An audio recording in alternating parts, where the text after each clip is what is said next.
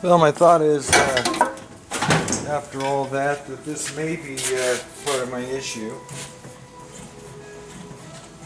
I don't think that's good. It's, I'm not pushing that hard, so it looks to me like that strut there is all done. So go ahead and do that. Well, short little update here on the doings. It's later on here Saturday evening, and got this A-arm out of here, and looks to me on the front of that to be bent. It's got kind of a frowny face. The other ones are all straight across there, and this one here has a bow to it, so I'm sure that's an issue. This bushing here is missing the lip and stuff that go on this side of it. The ball joint is pretty loose. It's not like clicking loose, but it's pretty loose. What else did I find? Oh, this tie rod end here.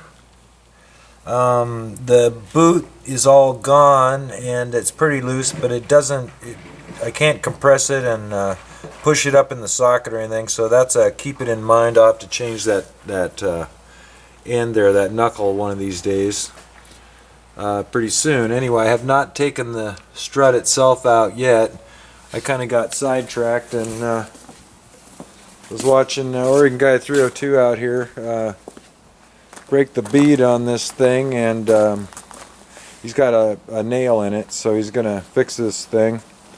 Buying tires for this truck is not an option right at this time, so go ahead and put a patch here. It's got it all marked there. There's a little tiny nail and half-inch sticking inside, he says, and we've been kind of putting air in this tire every few weeks for a long time, so time to fix it, get that taken care of, and it'll get him down the road at least until winter time. There's enough summer tread left, so that's what he's up to. He's having fun. It's nice and cool out here this evening. It's got to be what, maybe mid-70s? I was going to say 75, 76. Yeah, mid-70s right now, and it's pretty nice out here. And we were supposed to get some cooler weather, and it didn't really get as hot today as it has been. It's been, mid to upper 80s, pushing 90 for a few days. Pretty warm, and a little bit cooler this afternoon.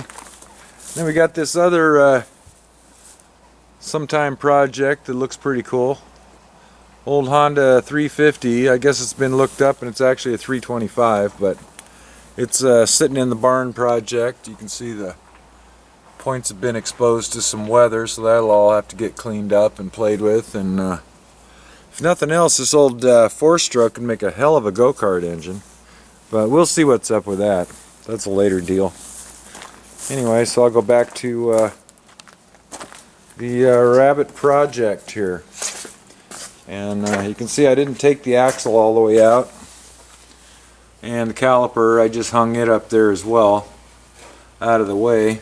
So I'll just put all this stuff back together with the other bits, and we'll see how things work out. Well, Oregon Guy 302 has got his flat fixed here, and we've done the bubble treatment all the way around both sides. It was no easy task to get it seated on these beads here because there's no real shoulder to get a seal on. It's a taper out here, both sides clear out to the end, and you know, just trying to feed it with an air hose. There's no easy way to get those things to seat up, but with a truck strap here and much cursing, we managed. That wasn't cursing, that was brute force and ignorance. Oh, brute force and ignorance, he says.